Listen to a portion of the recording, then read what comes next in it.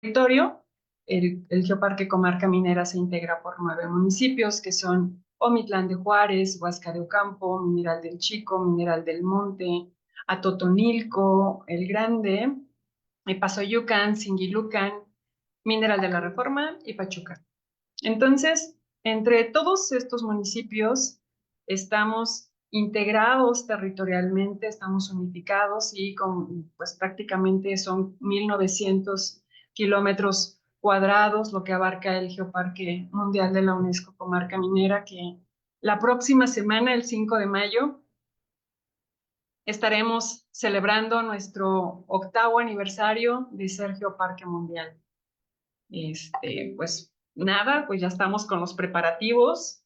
Yo creo que ya mañana pueden checar, o ya creo que ya debe de estar en la página web del Geoparque, la invitación para todas las actividades. Los invitamos el día 6 de mayo a las 10 de la mañana, igual transmisión en línea, en la inauguración de la Semana del Geoparque.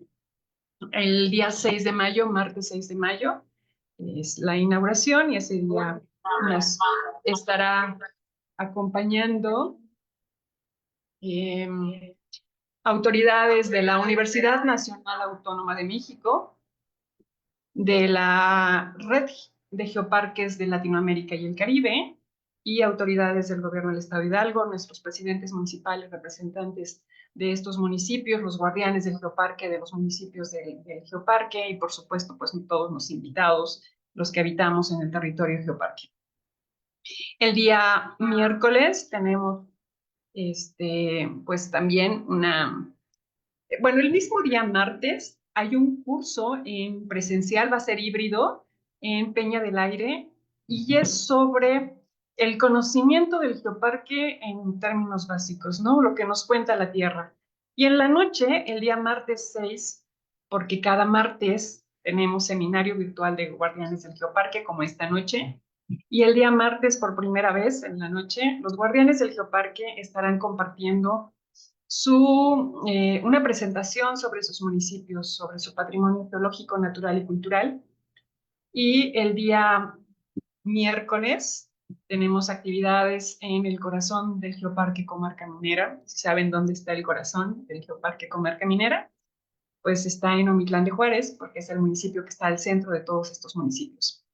Entonces ahí tenemos actividades de equidad de género. Y el día jueves, en la mañana, a las 9 de la mañana, los que se quieran unir, tenemos el recorrido por el itinerario cultural que en 1803 Alexander von Humboldt hizo en la comarca minera para, pues bueno, venir a conocer y dar a anotar en sus cuadernos de viajes, que recuerden que este cuaderno de viajes se lo lleva a Europa y gracias a eso, a él, pues el mundo conoce México. Entonces, pues bueno, eso es el jueves. El viernes tenemos otra actividad aquí. Así. El viernes es el curso, la clausura del curso de lengua de señas mexicana, que será en las oficinas del Geoparque en Huasca de Ocampo. El sábado, pues bueno, es el Día de las Madres, entonces vamos a descansar porque hay que celebrar a las mamás. Y el domingo, 11 de mayo, los invitamos a todos los que nos están viendo, a los habitantes del territorio Geoparque, a que participen en la Expo Geoparque Comarca Minera. Es una expo en donde lo que queremos es que todos los geoproductores, artesanos, cocineras tradicionales, elaboradores de productos como jabones, mermeladas, todos participen en esta expo. La idea es impulsar una economía circular en donde la región conozca los productos que tenemos en la región, que los productores se conozcan, que entre nosotros mismos, pues, celebremos, ¿no?, los productos que tenemos, pero también empecemos a hacer uso de estos productos, que pues también los desconocemos. Entonces, será en la explanada principal de Omitlán de Juárez. Estaremos instalándonos desde las 9 de la mañana y levantándonos, bueno, ya se va a levantar todo a las 7 de la noche. pero la inauguración es a las 12 del día. Entonces, están invitados el domingo 11 de mayo a la Expo Geoparque Comarca Minera, la primera Expo Geoparque que tenemos en nuestro territorio. Bueno, pues bienvenidos todos. Vamos a dar inicio con nuestra plática de hoy.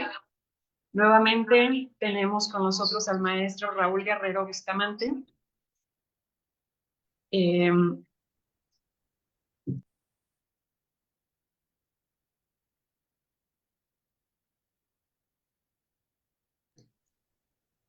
Bueno, como ustedes saben, el maestro Raúl Guerrero es miembro del Comité Técnico Científico Asesor del Geoparque y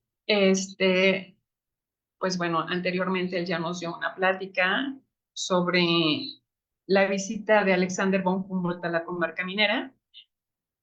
¿Te quieres venir aquí, a esta computadora? Sí. Ok. Está aquí, Raúl. Aquí problemas con el audio. Entonces, pues bueno, les voy a dejar a Raúl Guerrero de este lado. Es que tenemos aquí como problemas con el audio.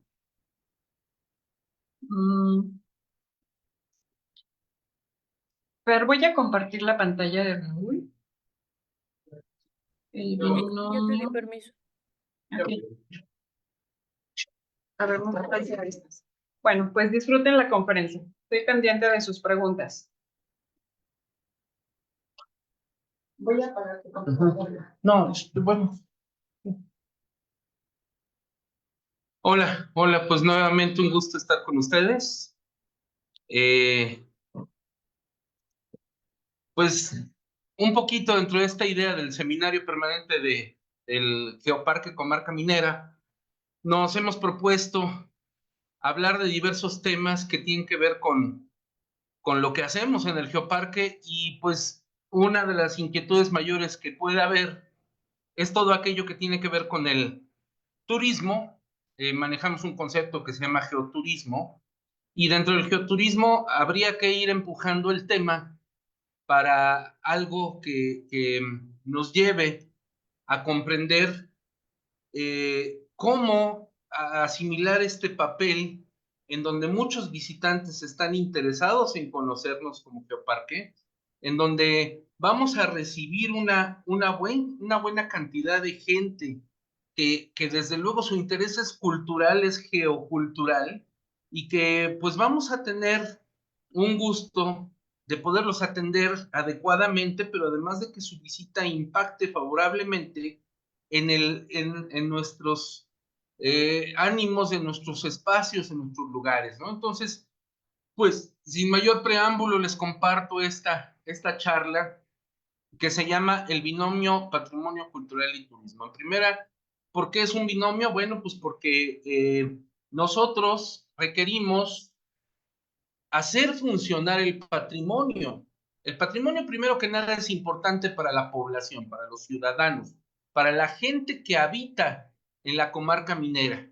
Son los portadores, son los dueños de ese patrimonio, y son los que están primeramente interesados en preservarlo porque lo heredaron, y lo vamos a empezar a heredar a nuestros hijos, a nuestra familia, y desde luego compartirlo con todos los visitantes, ¿no? Entonces vamos a pasar aquí al primer punto que quiero tratarles a todos ustedes, y es, ¿qué es el patrimonio? El patrimonio, en términos generales, ahorita vamos a utilizar el término patrimonio así simple, es la búsqueda, lo dice este autor, que es de Carly, la búsqueda, bueno, es el conjunto de bienes culturales y naturales, tangibles e intangibles, generados localmente y que una generación hereda o transmite a la siguiente con el propósito de preservar, continuar y acrecentar dicha herencia, ¿sí? Eso lo dice de Carly. Hay muchas definiciones de patrimonio, yo aquí me fui por una que me parece muy atinada. Para que algo sea patrimonio, tiene que ser valorado y apreciado, pero sobre todo recibido en herencia y que va a ser a su vez transmitido en herencia a nuevas generaciones. Y pues aquí entonces entramos al apellido que debe de llevar el patrimonio, que es patrimonio tangible, es el que podemos tocar, y el patrimonio intangible. Tangible, desde luego, la palabra nos lo dice, podemos tocar ese patrimonio, podemos manejarlo, manipularlo, preservarlo, en ocasiones mejorarlo, pero en esencia no podemos deteriorarlo, no podemos cambiarlo. Ajá. Incluso relevarlo. No podemos decir que el reloj de Pachuca, que es patrimonio y además es un geositio, de repente por cuestiones de la modernidad y porque ya no hay nadie que repare la maquinaria, pues lo podemos cambiar por un reloj digital, ¿no? Pero bueno, el patrimonio tangible se divide en inmueble, la palabra nos lo dice, todo lo que no podemos mover, mueble, que es más pequeño y por ende se puede mover, y el patrimonio ambiental y paisajístico, que por cierto, pues los tres los tenemos en el Geoparque Comarca Minera, y también tenemos patrimonio inmaterial, que es el patrimonio cultural vivo. Ya se dieron cuenta que cuando hablamos de patrimonio estamos entrándole a unos conceptos verdaderamente fáciles de entender, pero muy complicados de manejar. El patrimonio representa algo que desde luego tenemos que estar orgullosos de que nos lo legaron los antepasados, estamos orgullosos de que podemos compartirlo con los visitantes y tenemos un gran compromiso para el futuro, para que nosotros podamos tener el patrimonio en nuestras manos y desde luego comprometernos con las tareas de preservación y las tareas de salvaguardia en el caso del patrimonio intangible. Ahorita les voy a explicar un poquito más. Ahí tenemos las divisiones de patrimonio. Patrimonio cultural, mixto y natural. Y en el patrimonio natural le debería de poner yo ahí abajo unas categorías donde le pongamos patrimonio natural orgánico e inorgánico. ¿Cuál es el orgánico? Las plantas, los animales, y el inorgánico, los minerales. Aquí hablamos de todo, el suelo, todo lo que es geológico.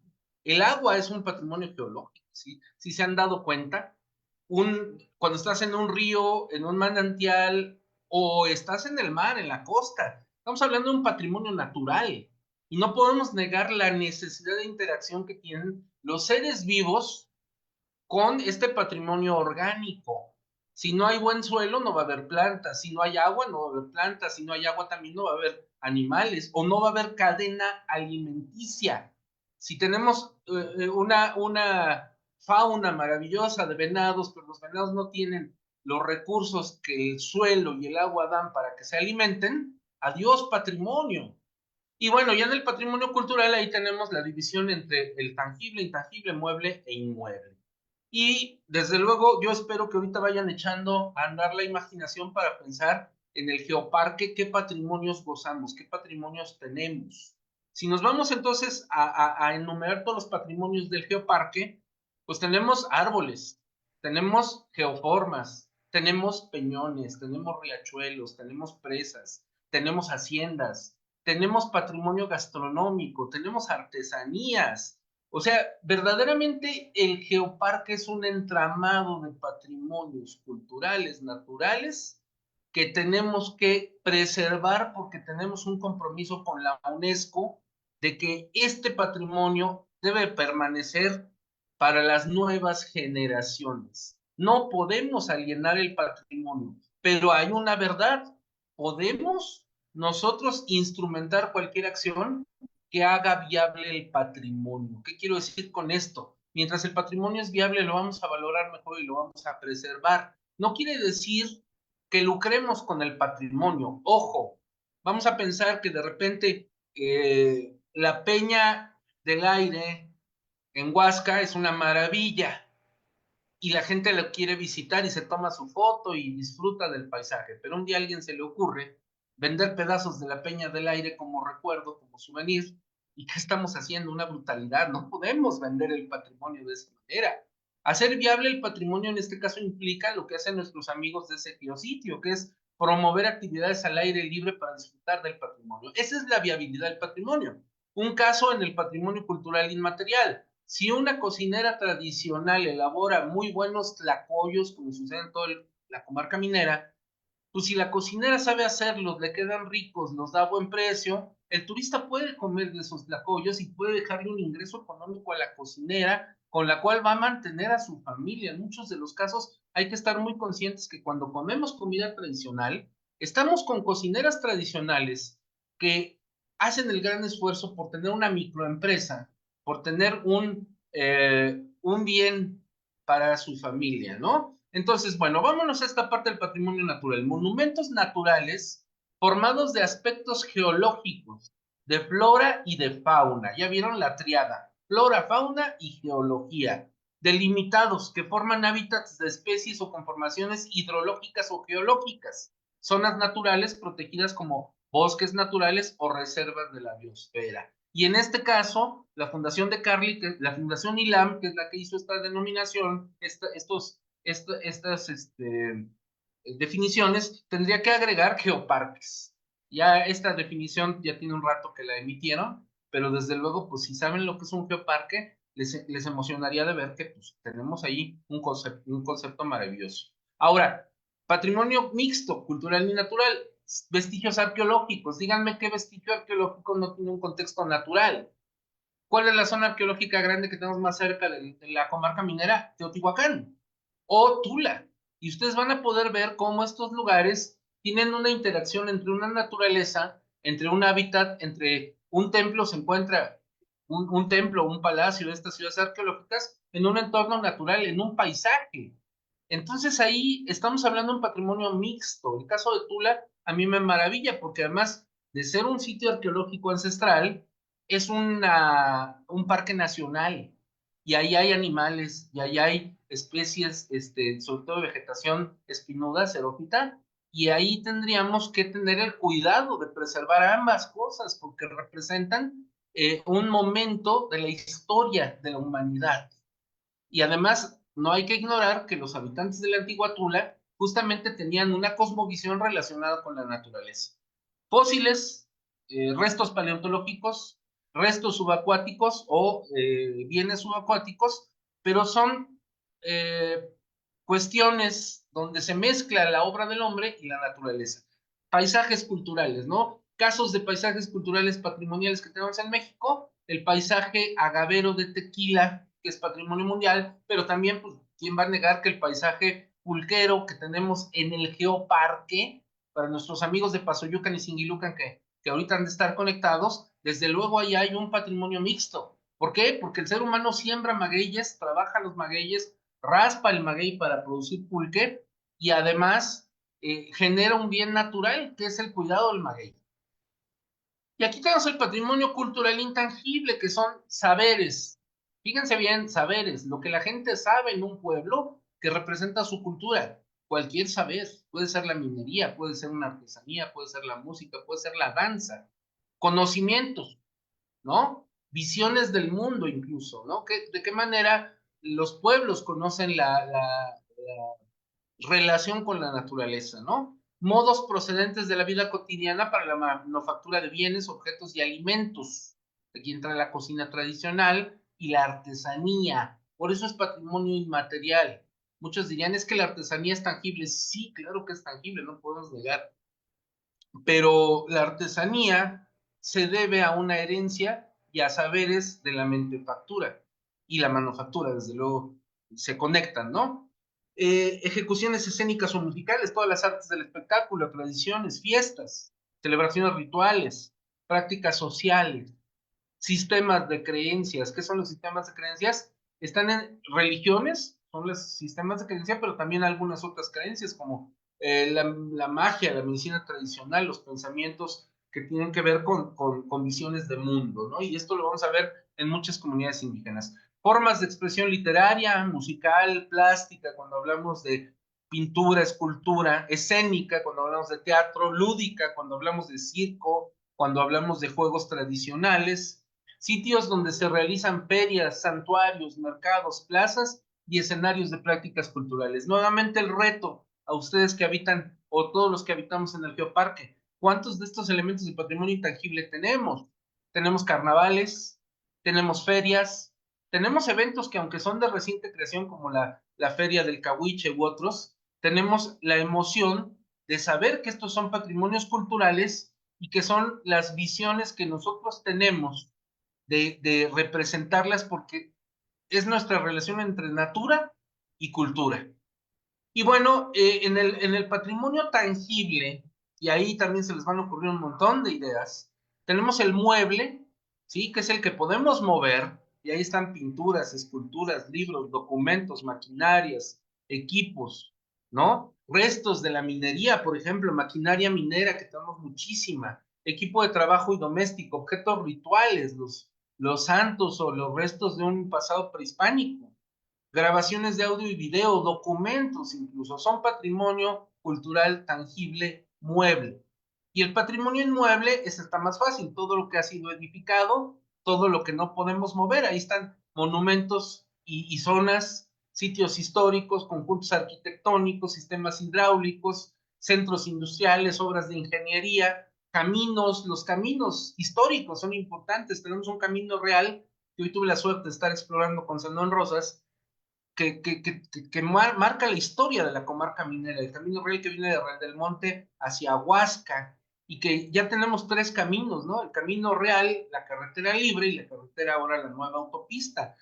Estos sitios, conforme van avanzando las nuevas generaciones, se vuelven históricos, ¿no? ¿Qué más tenemos? Construcciones militares, es lo menos que tenemos a veces entre algunas, pero también tenemos ejemplos, ¿no? Hay un torreón militar en Real del Monte, hay otro torreón en Velasco, entre otros, ¿no? ¿Qué tiene el estado de Hidalgo en cuanto a patrimonio? Yo creo que aquí podemos estar orgullosos porque el estado de Hidalgo tiene una diversidad natural tremenda, pero también el estado de Hidalgo tiene una diversidad cultural que forja nuestro patrimonio. Y ahí tenemos bienes patrimoniales que marcan el paso a una historia, la diversidad de culturas, y creo que hay una manera que podemos destacar en que hemos sabido registrar y proteger el patrimonio. Esto ha sido una labor ciudadana, pero desde luego interviene el gobierno e intervienen organismos como la UNESCO. Y entonces ahí tenemos un montón de cosas que se suman como manifestaciones complejas del patrimonio. Tenemos paisajes y elementos, tenemos cosmovisiones de los pueblos. ¿Qué es la cosmovisión? La visión del mundo exterior.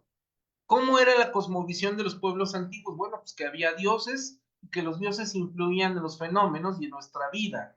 Entonces, la cosmovisión que preservamos hoy en día, y van a encontrar ustedes muchos aspectos de la cosmovisión. Uno de ellos es, por ejemplo, las cabañuelas, o por ejemplo, ese ritual que a veces tenemos para que todo salga bien, o pedirle permiso a un monte antes de ingresar o a un lugar sagrado, ¿sí? ¿Qué más hay en estas manifestaciones complejas del patrimonio? Creaciones individuales y colectivas. Hay gente que crea cosas, como un escritor, por ejemplo, pero también hay colectivas, como cuando se organiza un carnaval o una feria local. ¿Qué más hay? Objetos creados por mente y mano del hombre, artesanías u objetos para veneración. Hay costumbres, hay mitos, hay aspectos lúdicos, hay muchas cosas. Si ustedes ven, no estamos tan perdidos comparados con otras regiones que no tienen nada o que no han valorado lo que tienen.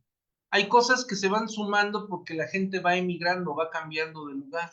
Tenemos una suma de vestigios históricos, a veces valoramos un lugar en Real del Monte porque en ese lugar pues llegó de repente Romero de Terreros y inició la tarea minera, o estuvo Bartolomé de Medina en Pachuca e inventó el sistema de beneficio de patio, o en un lugar se realizó una batalla, como en el caso de Casas Quemadas ahí cerca de Real del Monte. Y bueno, en esta otra manifestación compleja tenemos espacios construidos por el hombre que surgen con la condición de satisfacer un ideal. ¿Qué es eso? Los conventos, el ideal era evangelizar a la gente, hacer mejores cristianos, y pues construyeron un gran lugar para ahí celebrar las liturgias y pues además un lugar además con las manifestaciones del arte de la época. ¿Qué busca el patrimonio? ¿Por qué hacemos o por qué creamos patrimonio y por qué lo protegemos? ¿Por qué tiene que generar bien común? ¿Sí? Si se construyó un convento, desde luego había un ideal de que todos viviéramos bien bajo la ayuda de ese edificio que era para un fin espiritual, para una necesidad humana. que a veces el ser humano hace manifestaciones culturales porque tiene una necesidad personal. ¿Cuál es la necesidad personal que genera la religión? La necesidad de seguridad, de que todo esté bien, de que no se caiga el cielo, de que siga lloviendo incluso para que tengamos cosechas. ¿Qué más aporta el patrimonio? Principios de identidad. Yo estoy bien orgulloso de la comarca minera porque ahí se sacó mucha plata. Yo estoy muy orgulloso de Pachuca porque ahí hay una torre de reloj que es histórica. ¿Sí? Son ejemplos de cómo relacionamos nuestra identidad con el patrimonio. Valores sociales y funciones sociales. La gente se une en torno al patrimonio. Aquí vemos un bordado tepehua que representa una fiesta. Y desde luego díganme si en una fiesta no hay unión de gente para la celebración de la fiesta. La donación de objetos, el aporte de objetos, el trabajo necesario para que la fiesta se realice, los músicos, etcétera. O sea, el patrimonio, y más el inmaterial, tiene funciones sociales y valores sociales. Pero además el patrimonio no debe de ser una carga para la sociedad. Ojo, la sociedad carga con muchos problemas. Uno de los problemas que cargamos es la basura. O sea, el patrimonio que genera basura, pues dejaría de ser patrimonio. O si hay una carga ética en el patrimonio, no hay que cuestionar si debe de ser patrimonio. Un ejemplo de carga ética para el patrimonio puede ser el maltrato a los animales. Puede que no querramos tener un patrimonio que maltrate a un animal o una especie. O sea, a lo mejor ese patrimonio nos une, nos gusta, lo disfrutamos. Pero si está haciendo algo éticamente reprobable, probablemente la sociedad va a decidir si sigue o no sigue con ese patrimonio. Si el patrimonio es una carga para la sociedad, por ejemplo, el costo de una fiesta, créanme que hay gente que aunque cueste una fiesta, la paga. ¿Cuánto cuestan los fuegos artificiales a veces, no? Pero la gente siente que no hay una carga porque es importante para ese festejo que haya el gasto en pirotecnia. Es un ejemplo, ¿eh? Hay veces que cuando un evento cuesta mucho, es mejor que lo abandone la gente. Y sí han sucedido casos. Y lo otro de rentable y vendible, lo digo con mucho cuidado, debe de ser viable. El patrimonio, por ejemplo, tenemos un bosque. Si el bosque lo podemos compartir con el visitante para hacer recorridos, sería muy viable, podemos tener un ingreso, podemos darle servicios al visitante. Pero si el exceso de visitantes va a dañar el bosque, créanme que es mejor no darle ese valor patrimonial, o más bien sí hay que darle el valor patrimonial, pero limitar el disfrute de ese patrimonio. Y de esto les puedo hablar de muchos casos. Machu Picchu es un lugar espectacular en el mundo, pero en pos de que no haya carga o sobrecarga de visitantes, si Machu Picchu tuviera los visitantes que tiene Teotihuacán, créanme que ya no quedaría Machu Picchu. Teotihuacán sí tiene resistencia de carga a tantos visitantes, relativamente, porque si ustedes ven el 21 de marzo, casi destrozan Teotihuacán cada año por ese valor que le han dado de irse a cargar de energía. Pero bueno, son cuestiones sobre el patrimonio que hay que tener muchísimo cuidado. ¿Qué más debe de tener el patrimonio? Debe de poseer valores únicos, únicos sea para mí o para el visitante, aunque se parezca a otros patrimonios. Digo, si yo tengo un convento en Epazoyucan y me van a decir que se parece al de Atotonilco, siempre va a haber valores distintivos. Entonces hay que encontrar esos valores únicos y reconocer cualidades como la número uno que está aquí en la pantalla, que es la excepcionalidad. Que el patrimonio puede ser escaso, raro, singular, y un valor crematístico, o sea, los valores diversos, valores endémicos de especies naturales en tu caso, puede haber, ¿sí? Esa es la excepcionalidad. A ver, piensen en el geoparque, ¿qué les damos a los visitantes que no les da otro lugar? No voy a sacar conclusiones, cada quien vaya pensándole. ¿Qué le damos de excepcionalidad a la gente? ¿O por qué la gente nos visita? Porque muchos dirían, no, pues, ¿para qué voy a Real del Monte? Mejor voy a Huasco, digo, pues mejor voy a Tasco, ¿no? No, tengo que ir a Real del Monte porque ahí está la historia de los ingleses. Ah, o tengo que ir a Real del Monte porque ahí hay pastes. El paste es una excepcionalidad en este caso. ¿O por qué voy a ir a Umitlán? Pues porque es un pueblo de montaña, ¿sí? ¿Qué más debe tener el valor patrimonial, el patrimonio como cualidad? Monumentalidad, grandiosidad y prestigio reconocido por los elementos vivos o no vivos. Créanme que la comarca minera tiene una monumentalidad por todos lados, desde las peñas, las geoformas, las cañadas, las manifestaciones que son monumentales, o los espacios monumentales, ¿no? Estético, belleza natural, artística o estilística. La belleza natural, pues es cuestión no de la creación del hombre, pero sí es cuestión del hombre cuidar la belleza natural. La belleza puede estar en lo artístico, como son los conventos, o los estilos también en los conventos, pero bueno, si ustedes ven, es patrimonio porque tenemos este valor también. Temporal, ¿qué quiere ser temporal? Que represente un momento de la historia, sea la historia geológica o la historia del hombre. Representación de la evolución y de los cambios sociales y naturales. De diversidad, hay riqueza de diversidad, de geodiversidad o de diversidad cultural. Y para eso el estado de Hidalgo se pinta solo. Tenemos muchas culturas, tenemos muchos espacios geológicos, tenemos todos los climas, tenemos, bueno, lo único que nos falta es la playa, pero tenemos una explosión de gustos, de razones como para estar orgullosos por nuestro patrimonio. ¿Qué más? Simbólico e identitario. Las expresiones de sentido de pertenencia. Nosotros nos sentimos mexicanos orgullosos del mariachi, del tequila, de muchas cosas. Sí, porque ahí hay símbolos, ¿sí? Entonces hay que saber identificar los símbolos que le den valor a nuestro patrimonio. Visiones de futuro, de comunidad, de grupo social. Yo soy mexicano porque en México tenemos una comida maravillosa. Yo soy de la comarca minera porque tenemos unos paisajes únicos y descendemos de los mineros. ¿Qué más requiere el patrimonio? ¿Cuál es la cadena lógica de protección del patrimonio? Todo patrimonio requiere, número uno, investigación. Tenemos que conocer todos los avatares que tienen que ver con nuestro patrimonio. Tenemos que, al saber en la investigación qué tenemos, trabajar por la difusión y la protección. Son actos paralelos, ¿sí? Lo difundimos por sus valores, por sus aspectos, por sus cualidades, y la protección implica el evitar que se pierda, el trabajar en labores de salvaguardia con ese patrimonio cultural inmaterial y labores de protección con ese patrimonio material.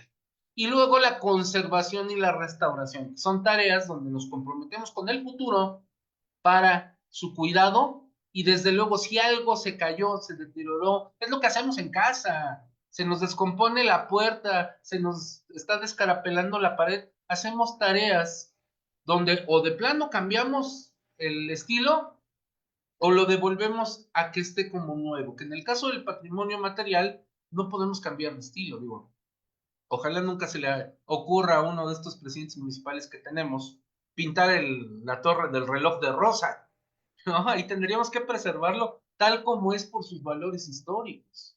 Entonces aquí tendríamos que tener el cuidado adecuado para conservar profesionalmente y restaurar lo que no esté bien.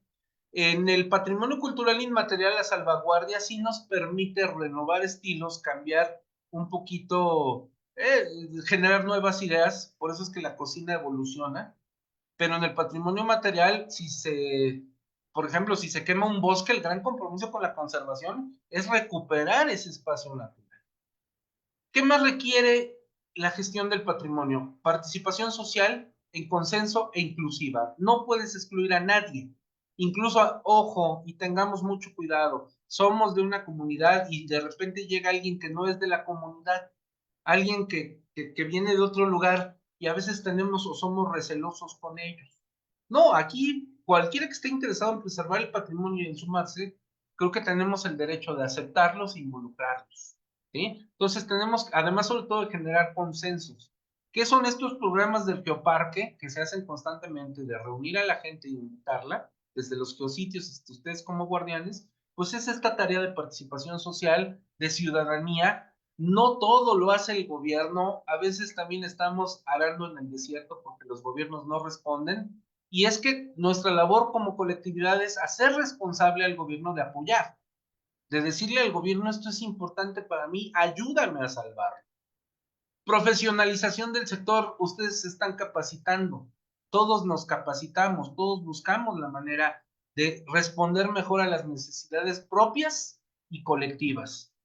Crear redes de protección de ciudadanos, y cuando lo hacemos con los niños esto es mejor. Los niños son conscientes, hay veces en que los adultos ya no podemos hacer nada. Si vemos que un adulto contamina o tira basura, Hay ocasiones en que las sociedades ya dicen, ya no voy a hacer nada, no voy a cambiar a esta persona. Pero verdaderamente cuando somos responsables de la educación de las nuevas generaciones, estamos apostándole al futuro. Entonces hay que tener ahí todo este interés y toda esta atención por el patrimonio de esta manera. Gestión creativa. No podemos aburrir a nadie, no podemos cansar a nadie. La gestión creativa requiere desarrollar nuevas posibilidades que atraigan al público. Y hay muchas herramientas. Las redes sociales, desde luego, son importantes dentro de la gestión creativa de un patrimonio cultural y natural o material mixto. Y la dimensión económica, las cosas no se hacen solas, se requiere inversión, se requiere llamar a los recursos que haya disponibles, ya sean de iniciativa privada o de gobierno. Vamos ahora a la segunda parte de esta charla, que es el turismo.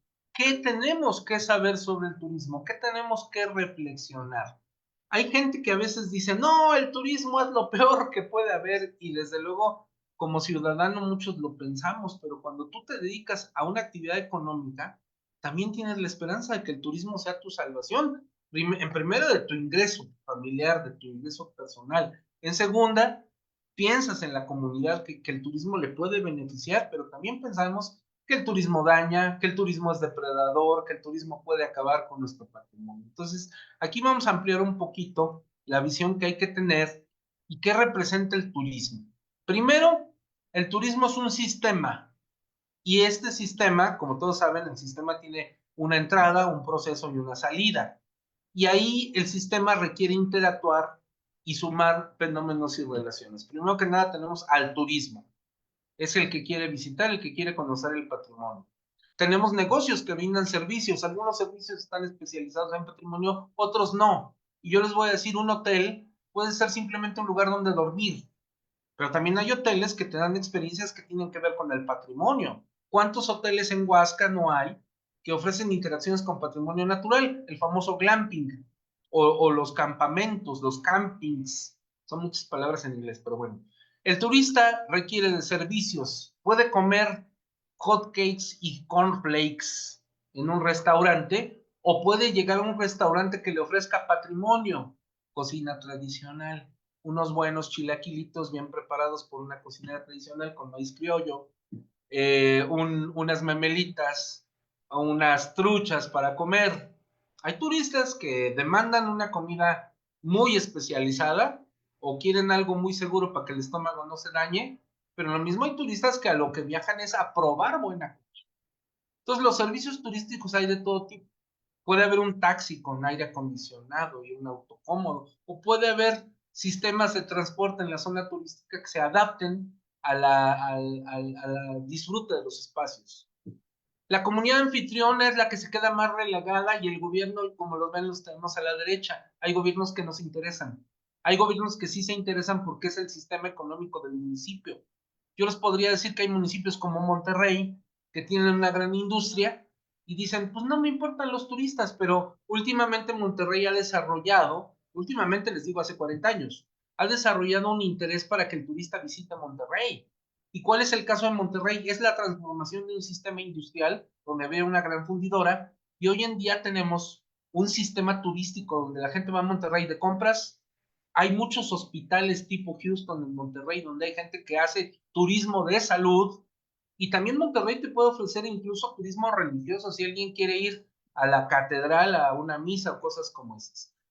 El gobierno tiene que saber cómo fomentar los turismos porque atraen el desarrollo económico y la derrama, y además debe de dimensionar qué es lo que quiere. Si quiero visitantes locales, si quiero visitantes internacionales, ¿cómo le hago?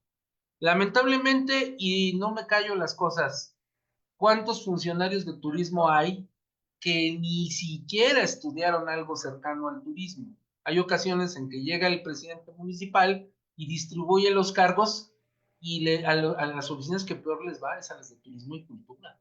Yo he tenido muy malas experiencias, no hablo del Geoparque, hablo en general, donde pues lo mismo, con todo respeto, y no quiero que lo tomen como un comentario malo o misógino, pero le han dado el puesto de directora de turismo a una chica que fue concursante de Miss Municipio, reina de belleza y que no es que no pueda desarrollar el trabajo, lo que pasa es que a veces no se hace una tarea de quién es la persona más apta para estos puestos. O lo mismo, llegan a mandar a funcionarios que, como no los pudieron dejar en puestos importantes, piensan que turismo es lo menos importante y por ahí van a dar. O militantes del partido de la campaña, donde dicen, sí, no tengo a dónde acomodar a este cuate, pero me ayudó en la campaña, y lo mandan a donde creen que no vaya a hacer daño, pero sí le hacen daño al turismo y a la cultura. Entonces, tenemos que hacer un gran esfuerzo, yo lo dije, es la profesionalización. ¿Y qué pasa con la comunidad anfitriona? La comunidad anfitriona sufre porque a veces el turismo les quita algo en lugar de dárselos. ¿Qué nos pasa en algunos lugares? De repente se llenan los municipios de tránsito vehicular y ya no les cuento, en algunas ocasiones hubo lugares donde por alguna circunstancia venía mucho turismo y ya no había comida o ya no había gasolina. Entonces la comunidad debe de beneficiarse. Si la comunidad no se beneficia, va a ser enemiga del turismo y va a ver al turismo como una plaga. ¿Qué representa el turismo en general? Pues este sistema turístico tiene que considerar varias cosas. O sea, el sistema turístico, que es esto, negocios, turista, gobierno y comunidad, tiene que considerar demanda de consumidores de bienes y servicios turísticos. Hay lugares que tienen mucha demanda, pero no tienen suficiente oferta de productos. No voy a dar ejemplos, ¿eh? Saquen sus conclusiones, por favor, ustedes. ¿Cuántos servicios turísticos ofertan, pero no hay suficiente demanda? Y les voy a decir una cosa, a veces no hay una buena planeación de los gobiernos y atraen ciertas inversiones. No les digo qué lugares de México, pero de repente creen que el turismo va a ser muy bueno si abres un club de golf y de repente no llegan jugadores de golf, te llega otro tipo de turismo y el club de golf, que fue una gran inversión, fracasa, ¿sí? O de repente se les ocurre poner un, no sé, vamos a suponer que en un pueblo mágico pongan un Sambors y digan, oye, pues es que la gente no va al pueblo mágico a comprar en un Sambors, va a comprar artesanías y otras cosas, ¿no? O sea, verdaderamente el juego entre la oferta y la demanda hay que tener muchos cuidado y además, dentro de la oferta, yo creo que también el público decide los destinos de acuerdo a qué ofertan esos destinos. Si el lugar tiene naturaleza, hay que darles a lo mejor senderismo y cosas que tampoco impacten negativamente al espacio natural. Bueno, en cuanto al espacio geográfico, es la base física donde se conjuntan la oferta y la demanda, y aquí viene pues algo muy importante, los operadores de este mercado turístico, que son empresas, organismos que facilitan esta interacción. Ahí están los transportadores, los hoteles, las agencias de viaje, etcétera. ¿Qué deben de hacer los gobiernos? Pues en primera ubicar dónde están las carencias y las debilidades, sobre todo de este sistema turístico, y donde hay fallas hay que fortalecer. A veces las fallas simplemente son capacitación, porque de repente tienes 20 hoteles y la gente se queja de que no hay hospedaje, pero es que no haces la debida divulgación de los servicios turísticos. ¿Cuáles son las modalidades de turismo? Esto es pregunta de primer semestre de la carrera de turismo. Está el turismo convencional. Este turismo no depende tanto del patrimonio, aunque sí depende de él. Primero, sol y playa. El patrimonio natural, que es tener playa, tener mar, tener arena, tener... ¿Y cuántos lugares en el mundo hay que tienen arena, mar, pero no tienen sol? ¿Sí? Aquí no es el caso de México. O hay lugares donde hay mar, pero no hay playa. ¿Sí? Hay lugares donde son acantilados y sin embargo se pueden aprovechar los servicios turísticos. Hay turismo simplemente de descanso, gente que solamente viaja a un lugar para quedarse sin hacer nada. Hay turismo sexual y no me malentiendan. No estoy hablando de explotación sexual.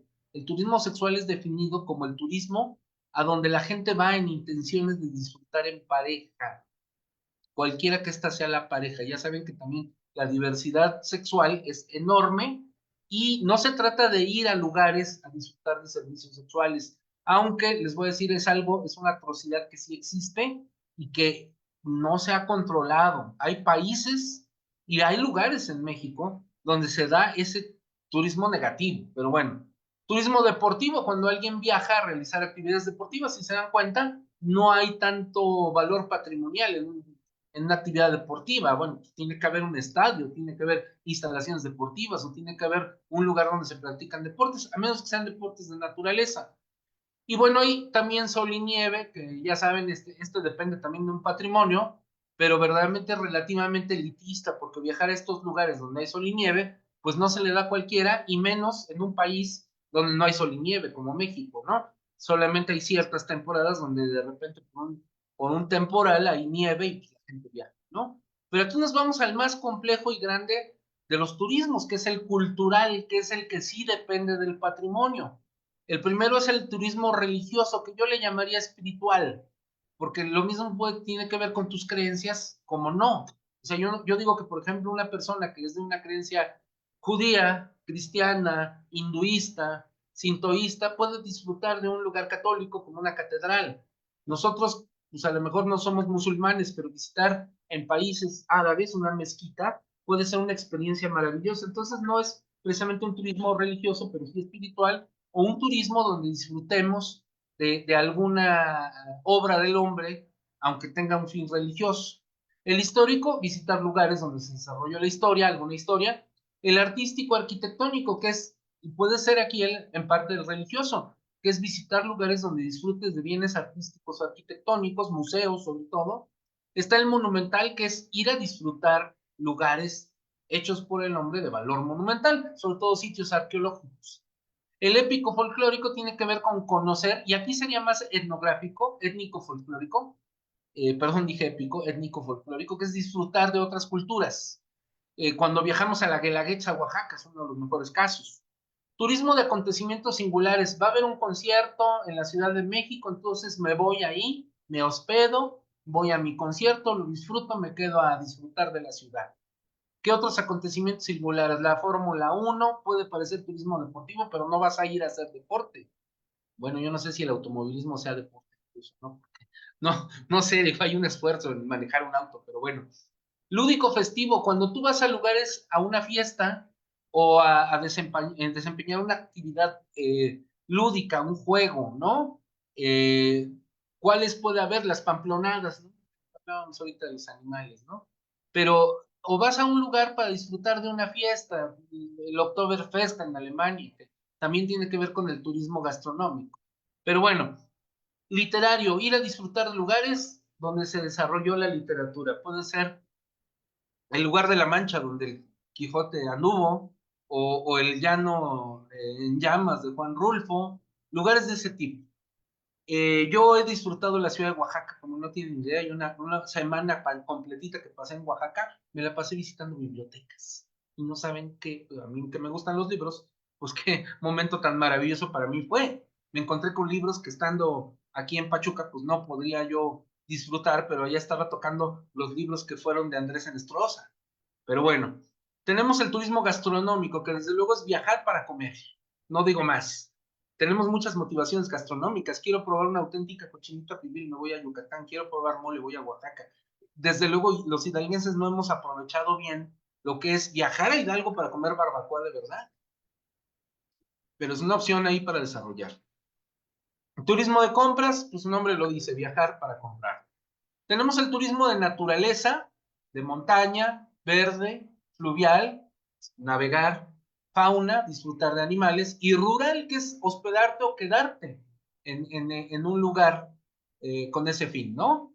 Y tenemos el turismo por afinidad, que es el turismo que tiene que ver con hacer negocios. Te vas a encontrar con gente con la que vas a hacer negocios, o científico, vas a hacer un estudio, una investigación o aprender un idioma, incluso es un turismo de algún modo educativo, científico, o de salud. Hay quien le ha llamado turismo médico, no estoy muy de acuerdo, porque el turismo de salud puede ser lo mismo ir a un lugar donde te vas a quitar el estrés, un spa puede ser, donde vas a disfrutar de alguna relajación, o un lugar donde te va a atender un médico especializado, pero a veces no siempre disfrutas porque si vas a estar internado, pero bueno, la experiencia es un poquito distinta, el turismo es cambiar un poquito los momentos de tu vida. Costos y beneficios del turismo, ya casi para terminar. Beneficios, oportunidades de empleo especializado, oferta de cambio de divisas, eso ayuda a muchos países, sobre todo cuando tu economía es menor que la del país que te visita. Y México se benefició por muchos años de la economía de este tipo. Desarrollo de la economía aumentando ingresos. Oye, pues en época normal yo gano bien, pero en época de turistas gano mejor, ¿no? O veo la oportunidad de aprovechar que los turistas me visitan para darle experiencias y eso ayuda a mí. Efecto multiplicador. El turista difunde el lugar, reta los nuevos aspectos, diversifica la economía porque pues un turista no nada más necesita hospedaje, a lo mejor necesita un estacionamiento, necesita otros servicios y se le pueden dar. Aumenta los ingresos gubernamentales, pues desde luego, si me ingresa a mi negocio dinero y yo tengo que pagar impuestos, pues el gobierno tiene que saber que el turismo como motor de la economía atrae gente, beneficios y muchas cosas, ¿no? Aumenta ingresos gubernamentales, protege al medio ambiente si es bien manejado, pero si no te importa el medio ambiente van a llegar turistas que lo único que te van a dejar es una bolsa de basura. Y eso es lo que estaba pasando mucho en la comarca minera. Es una crítica muy severa cuando nos dimos cuenta de que el turista que venía de la Ciudad de México llegaba y ya traía sus bolsas con sándwiches y con su carnita asada y todo ya lo traía de la Ciudad de México y llegaba al Parque Natural del Chico y cocinaba ahí y tiraba la basura y se iba y no dejaba más que basura. Hay momentos en que ya los parques ya empezaron a trabajar por darle servicios a los turistas, entre ellas alimentación. Y al turista, pues de acuerdo también a su economía, de uno va a criticar estas formas. Todos viajamos de alguna manera y cuando viajamos en familia tenemos que optimizar los ingresos. Ya me imagino una familia de 6, 7 personas que pues no va a poder pagar un restaurante, a lo mejor sí puede pagar un puesto ahí de comida tradicional, o a lo mejor no les alcanza ni para eso y sí nos dejan los sándwiches, ¿no? Pero bueno, también aquí hay que tener mucho cuidado porque el turista, si hay turismo y si fomentamos turismo, la prioridad es el medio ambiente y el Geoparque lo ha tratado de trabajar, reducir el consumo o bajar la basura, ¿no? El llegar a esos puntos. ¿Qué tiene además el turismo? Preserva la cultura. Si compartimos nuestra cultura con los visitantes, pues tenemos la posibilidad que nuestra cultura bien valorada sea defendida.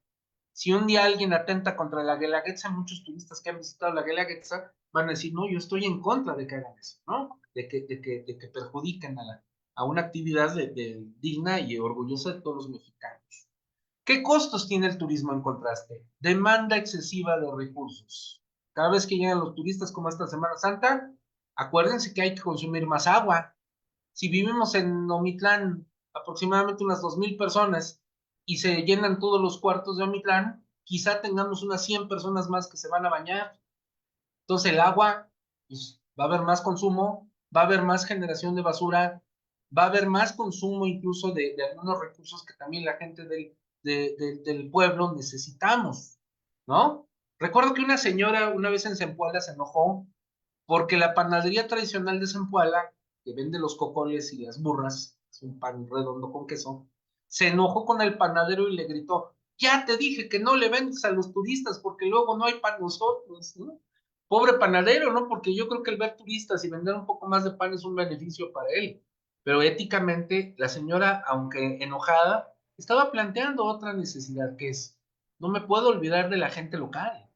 Y a lo mejor el panadero tiene que hacer lo posible para atender a los dos.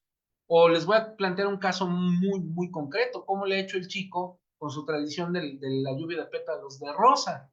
Hay una lluvia para la comunidad y hay otra lluvia para los turistas. ¿Por qué? Porque la comunidad creyente, con su fe y con su organización, pues dice, es nuestra tradición, no la vamos a perder, ¿no? Pero bueno, contamina el medio ambiente. ¿Puede contaminar el medio ambiente? Puede, pero podemos hacer que no y ya lo platiqué. ¿Crea dificultades de temporada? Sí. El tránsito vehicular, los accidentes, o sea, aguas, es inevitable, pero esto siempre pasa.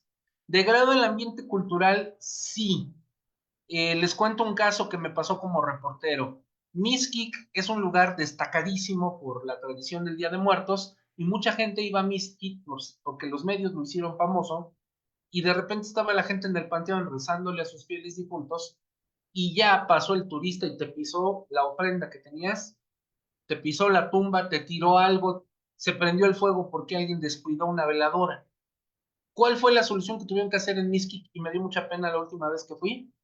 Prohibieron que el visitante entrara, pero lo que hicieron fue poner gradas alrededor del panteón. Entonces el turista tenía que subirse y ver la ceremonia del Día de Muertos de la gente como un espectáculo desde las gradas. A mí no me agradó ni lo uno ni lo otro. Hay que ser muy respetuosos cuando degrada el turismo el ambiente cultural. Y bueno, hay muchos casos de esos, ¿no? Ya en Tepoztlán, Morelos, ya no hacen el salto del Chinelo porque es imposible hacerlo, que es una tradición de carnaval, y la gente sigue haciendo su carnaval, pero dice, ya no lo voy a hacer porque los turistas nos están dañando demasiado. Pero bueno, vamos a hablar de muchos casos así. ¿Aumentan problemas sociales? Sí. Alcoholismo, aguas. Si el turista viene y bebe unas micheladas, puedes llenarte el bolsillo, pero y si hay una riña, y si hay un abuso de alguien, son muchos los problemas, accidentes, hay que estar muy, muy conscientes de todo eso. ¿Comercializa la cultura, la religión y las artes? Sí, y a veces no sabemos qué es cultura y qué no. A mí me dio un susto tremendo cómo de repente en Colombia te venden playeras de Pablo Escobar. Es como el fenómeno ahorita del narcocorrido en Sinaloa. La cultura o lo que no debe de ser cultura se puede vender. O de repente, comercializar la cultura implica que los objetos sagrados de una persona de repente se vuelvan mercancía, como los tenangos. Los tenangos son mantos, son mapas cosmogónicos de las creencias de la gente, pero como la gente tiene demanda y ve eso como arte decorativa, lo compran y lo venden. O sea, hay que tener mucho, mucho cuidado. Todo lo anterior tiene que ver con creación de falsos conceptos, ¿no? El creer que esperamos a los visitantes y les vamos a atender y les vamos a regalar todo, hay que tener mucho cuidado, y contribuye a enfermedades de todo tipo, y lo vimos en la pandemia donde tuvimos que frenar la actividad turística en pos de cuidar nuestras comunidades, y tuvimos que ser herméticos y evitar que vinieran los turistas que tantos beneficios nos dejaban. Pero bueno, esto es, entre otras cosas, lo dejo como reflexión, ¿sí? Pero bueno, el turismo cultural, vámonos rápido, ya con esto concluyo. El turismo cultural es una revelación de un gran mecanismo de oferta de opciones ampliamente humanistas. Y ahí tenemos todas las formas de turismo cultural, ¿sí? Tenemos el lúdico, que es, como lo dije, acudir a juegos, el etnográfico, a conocer otras culturas, el formativo, me voy a aprender alfarería huasca, formativo, un curso de idiomas, un curso de cualquier cosa que solamente en un lugar turístico puedo aprender. El científico, y es lo que estamos ahorita creando con las georrutas. Quiero conocer la naturaleza, quiero conocer la ruta de Humboldt, pues tenemos un interés científico, pero además disfrutamos de la naturaleza. El gastronómico, que es conocer la comida, todo lo que nos llevamos al estómago, y desde su preparación, como ir al Museo del Paste, y el enológico, que es conocer cómo se elaboran vinos, en nuestro caso el del pulque, podría ser un turismo enológico. Literario, ya lo dije, lugares donde se desarrolló la literatura, cinematográfico, lugares donde se filmaron películas, que también tenemos bastante en el Geoparque Comarca Minera, funerario, que es todo esto del Día de Muertos, o visitar lugares como el Panteón Inglés de Real del Monte, el Cementerio Británico, religioso, acudir a actos religiosos o de fe. El turismo cultural es eso. Tenemos que comprender, además, que ese turista exige, ¿qué debe de exigir de la empresa turística? ¿Qué satisfactores le deben de dar, ¿no? Y aquí hay que también atender el factor tecnológico, ¿sí? ¿Cómo le damos información completa? Puede ser a través de redes y de otras cosas. Las vacaciones ya no son un paréntesis de descanso. Hay gente que quiere acudir a lugares para tener experiencias. Es un error pensar que el turista siempre quiere estar acostado como en la playa. Hay gente que dice, no, yo quiero cambiar el sentido de mi vida. Si me la paso en una oficina todo el día y voy a vacacionar, voy a tratar de buscar actividades recreativas. Entonces, aunque me canse subiendo un monte, aunque me canse caminando, aunque me canse remando o andar en bicicleta, verdaderamente hay que pensar que lo que hacemos es cambiarle la vida a la gente, no es que lo llevemos a descansar, aunque a veces necesitas descanso del descanso, ¿no? De las vacaciones. La tecnología es de alta demanda. El turista que se atreve a salir toma decisiones con base en la información que está en esa tecnología. Entonces, tenemos una sociedad hiperconectada donde verdaderamente no podemos desatender el uso de instrumentos que ayuden a la visita, a la experiencia. Mapas, Ubicaciones, ya no usamos la sección amarilla para buscar un restaurante. Escribimos en nuestro celular dónde hay un buen restaurante y de acuerdo a la reputación y la evaluación de los visitantes, podemos decir, voy a ir a comer aquí. O sea, hay que tener mucho cuidado y además la tecnología tiene que ofrecer diversidad para todas estas experiencias. No puede haber una sola pizzería, si hay más que bueno. No puede haber un solo lugar de cocina tradicional. No puede haber un solo sistema de transporte. Le podemos decir al turista, bueno, si quieres te llevo en coche, te llevo en moto, te llevo en burrito, te llevo en bicicleta. ¿Sí? Entonces, todo esto tenemos que ver, ya no hay turismo monolítico, ya no hay sistemas donde todos vayan hacia un solo camino. Las motivaciones de viaje han cambiado. Hay muchos tipos de turista, muchos intereses, diversifican las intenciones. Entonces, el turismo es joven además, ¿no? Tenemos que ver que no se trata de la edad, sino de las emociones y los tipos de experiencia que se buscan. Y además, sociedades que quieren conocer nuevas culturas y medio ambiente. Ajá. ¿Qué más? Pues no todos tenemos acceso al turismo. Hay que estar muy conscientes de eso. La Constitución Política de los Estados Unidos Mexicanos y la Ley Federal del Trabajo dicen que tenemos derecho a días de descanso.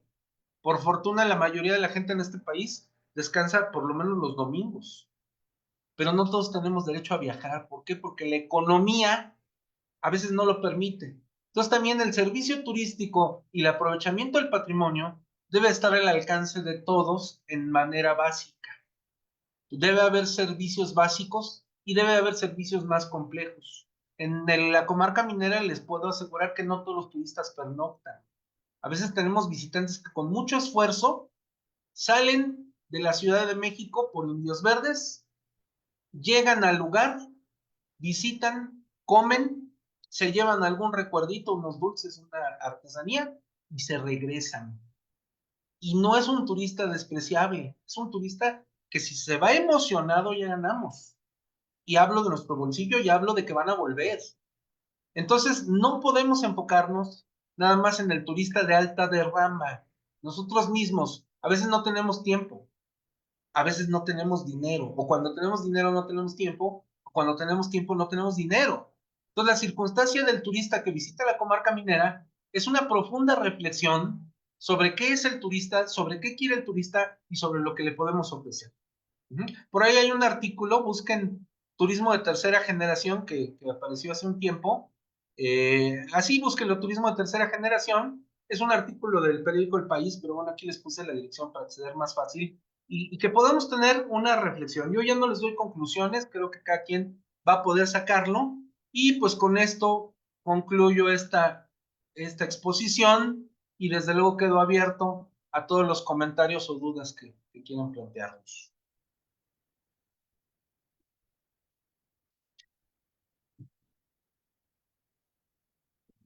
Chicos, ¿tienen alguna pregunta? Guardianes del Geoparque. Oli, Yo sí oli. felicitar al doctor, al profesor Raúl Guerrero por su excelente ponencia. Muchas gracias. Gracias. Yo, por favor. Sí, Maui. Jorge. Profesor, ¿qué pasa con un negocio que ya está fuera de línea en cuanto, como lo acaba de decir usted, turismo de tercera generación?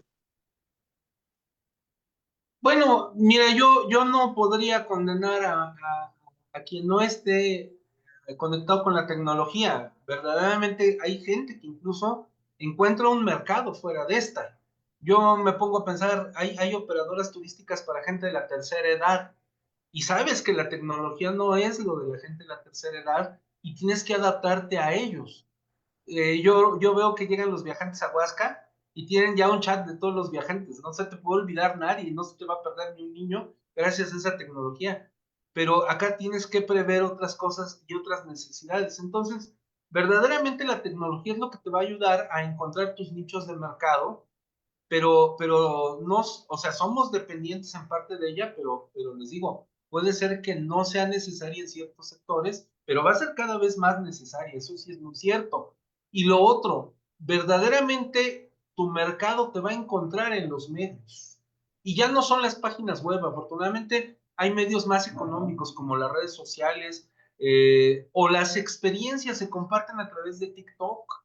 O sea, hay gente que mira 20 TikToks para decidir a dónde va a ir de vacaciones.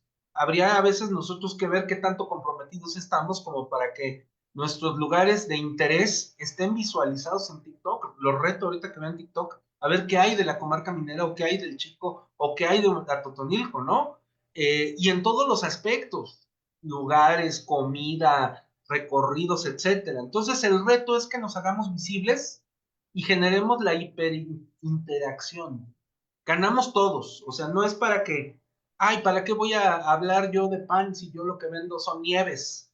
Bueno, pero de repente el que viene a comprar pan también se le antoja una nieve y hace calor, o sea, verdaderamente es eso, la hipertextualización, la hiperconexión y el saber dominar redes sociales porque tu mercado te va a saber encontrar y la difusión y preservación del patrimonio tiene que ver con eso. En ocasiones, ¿cómo puedo decirle al mundo que el reloj de Pachuca es importante o es único? Pues documentándome, generando un buen video y difundiendo y generando interacción y interés. Y no falta que ahora los bloggers de viaje y los TikTokers de viaje reciben buenos ingresos, ¿no? Y ya tampoco, fíjense que es que esto es de lo más intuitivo, ¿no? Ya nadie te va a poder vender un curso sobre usar redes sociales porque son de una forma intuitiva lo que más te ayuda a ampliar la gama de visitas o de encuentros, ¿no? Gracias, maestro. Gracias. ¿Tienen alguna otra pregunta, chicos? Sí, buenas noches, maestro, muy buena su exposición y muy interesante.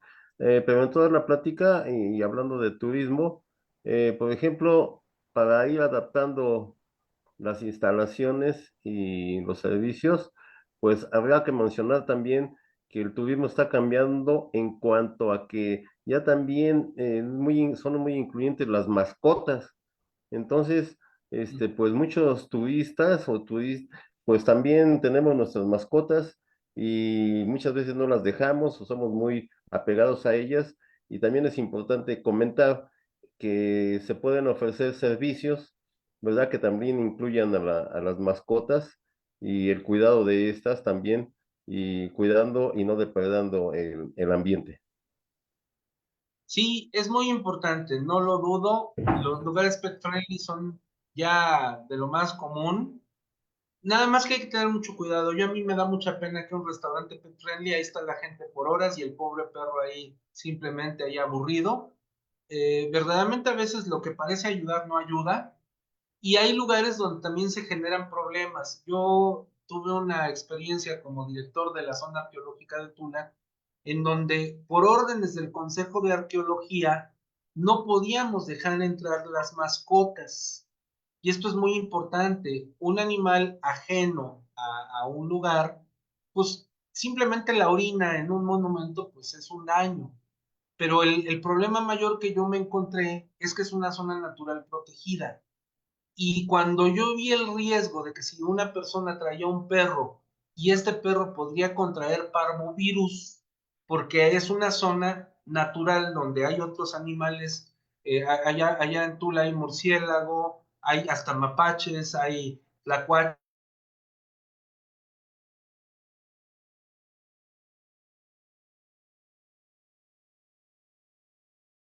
De qué lugares sí y de qué lugares no, porque llegaban los visitantes a Tula y me exigían que dejara yo entrar a sus perros y les dije, miren, yo sé que son muy importantes, pero créanme, solamente en caso de que alguien tenga una orden médica para pasar con su mascota, yo puedo dejarle pasar, es lo único que me tolera el instituto. Y mucha gente se enojaba, me grababa en video para exhibirme, me querían provocar incluso. Primero me insultaban y luego prendían la cámara para grabarme a mí provocado con una reacción iracunda, cosa que no hice. Pensé que me insultaban, ¿no? yo creo que el turista que lleva a su perro tiene que ser muy consciente de la responsabilidad con su perro, así como tienes que tener responsabilidad con tus hijos.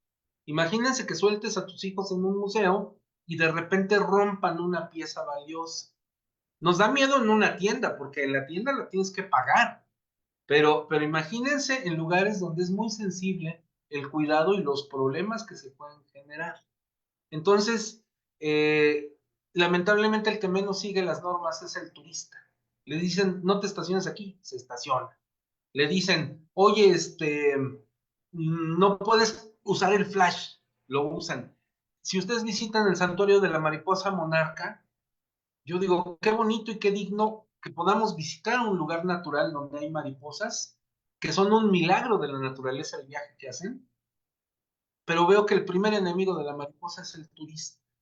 Es el que, si un día se nos acaba la mariposa monarca, la responsabilidad mayor está en el ser humano, en lo que le llamamos el antropoceno, que es un término que no aceptan los geólogos, pero es que es la etapa donde el ser humano está dañando el planeta, y desde luego nos benefician las mariposas, pero sin un turista educado, esto ya valió. Perdónenme la expresión tan coloquial.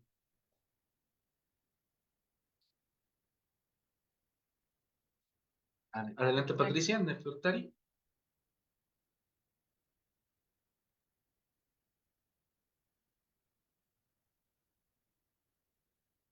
Tu micrófono, Nef. Micrófono. Tu micrófono, Nef. Tu micrófono. Ah, perdón. Es que como estoy en la computadora y a la vez en el teléfono, disculpe.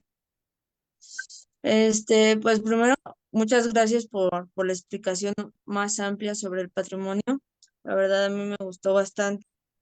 A su vez, bueno, eh, yo sí tengo así como unas, como preguntitas chiquitas, ¿no?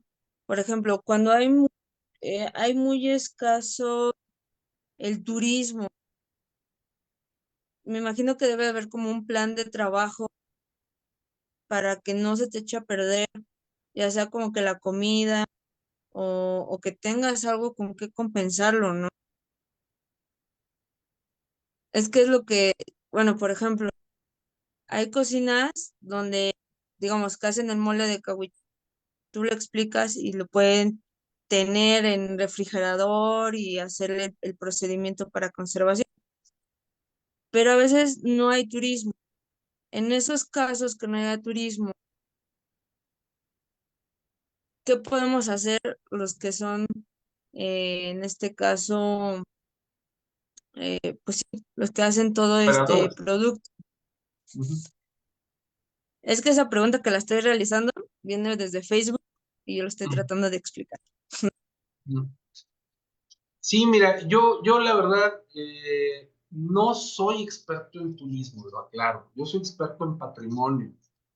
La operación turística es otra ciencia que sabe medir varias cosas para la planeación turística. Una de ellas, pues, es la carga. Esto le llaman carga cuando hay un determinado número de personas que puedes soportar, mínima y máxima. Y desde luego en las cuestiones de restaurantes, de oferta y demanda, saben qué hacer, saben medir incluso estadísticamente. Es un estudio estadístico y a veces estocástico, donde dicen, bueno, pues en Semana Santa voy a tener más gente, tengo que calcular el impacto mínimo y máximo de gente que voy a tener y de acuerdo a esas temporadas, aunque a veces se dan situaciones inusitadas, ¿no? Entonces, verdaderamente esto es un estudio constante que yo creo que sí, todos los que operamos de algún modo turismo, yo en mi caso, por ejemplo, lo que tenemos es la pulquería, que sabemos que hay momentos en que hay mucha gente y momentos en que no hay, que lo que no queremos es tener pérdidas, pero lo que siempre queremos es tener ganancias. Entonces hacemos estudios de acuerdo a las estadísticas. Yo creo que es lo mejor. Y eso te lo diría cualquier persona, ¿no? La estadística plena y concreta. es la que te hace entender todo lo necesario para no tener mermas. Y esto lo haces siempre que tienes un negocio, cualquier negocio que tengas, que la mayor virtud es cuando tienes un negocio que manejas cosas que no se echan a perder, pero también ahí en ese momento es cuando más asumes riesgos o menos asumes riesgos. Pero bueno, sí, ojalá conforme vaya evolucionando este seminario, yo tengo un gran amigo, un gran maestro en turismo que creo que nos podría ayudar mucho en esos temas. Gracias. Y pregunta mía, ¿ya podemos considerar, por ejemplo, el cahuiche como una planta endémica de Omitlán? Mira, yo creo que tendríamos que hacer los estudios necesarios. También Omitlán es muy libre de elegir sus íconos representativos de su patrimonio. Yo soy de Omitlán y verdaderamente créanme que son mis primeras aproximaciones al cahuiche en Omitlán, ¿no? Yo nunca lo tuve presente, pero no quiere decir que no haya existido. Puede ser una nueva ola y el gran esfuerzo que han hecho varias personas como ustedes para promoverlo, incluso con un festival, me parece muy valioso. Entonces, la cuestión no es que esté registrado o no, es cómo lo valoramos y lo difundimos. ¿Qué le da Omitlán que no le da a otros municipios de la comarca minera? Pues probablemente cahuiche, aunque yo también te diría, yo estoy muy orgulloso de las manzanas y las peras.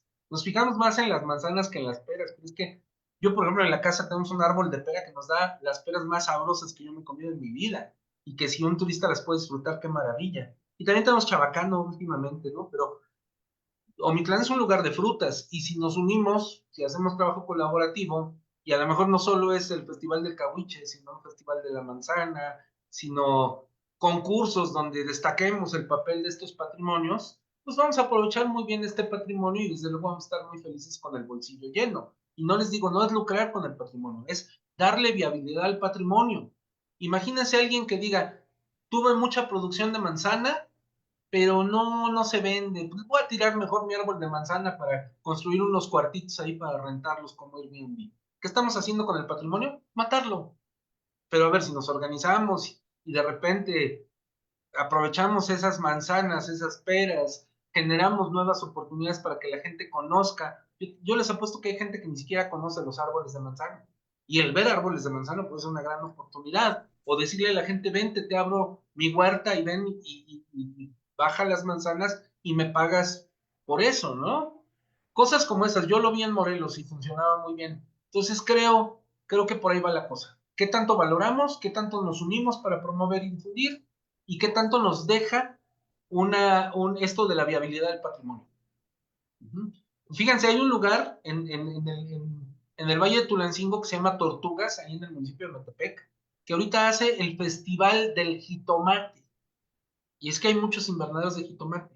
Y el gran problema que ellos tienen es que el jitomate tiene mermas.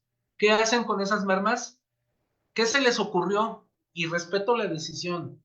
Una tomatina, como en Europa, hay pueblos de España y de Italia que hacen eso. O que antes que malbaratar el tomate dicen, ¿por qué no hacemos una fiesta donde nos agarremos aquí tomatazos? Suena divertido, ¿no? Aunque es un desperdicio de alimento. Respeto la decisión, lo digo. No voy a decir si es bueno o malo, pero finalmente fue bueno. El tomate y una guerra de tomatazos atrae visitantes. Ahí hay varios puntos clave, ¿no? Se me olvidó decirles también, la interpretación del patrimonio es un proceso necesario en estos casos. El patrimonio interpretado por los turistas nos va a ayudar a seguirlo valorando. Es otro tema, pero va implícito en este binomio patrimonio cultural y turismo. Pero bueno, alguien más. Gracias. Gracias.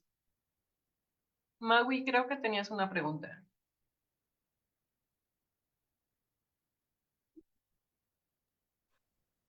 Bueno, yo pues obviamente ya tuve la suerte de conocerte, ya sé que tienes una Magistronic muy buena que ojalá ya la puedas usar.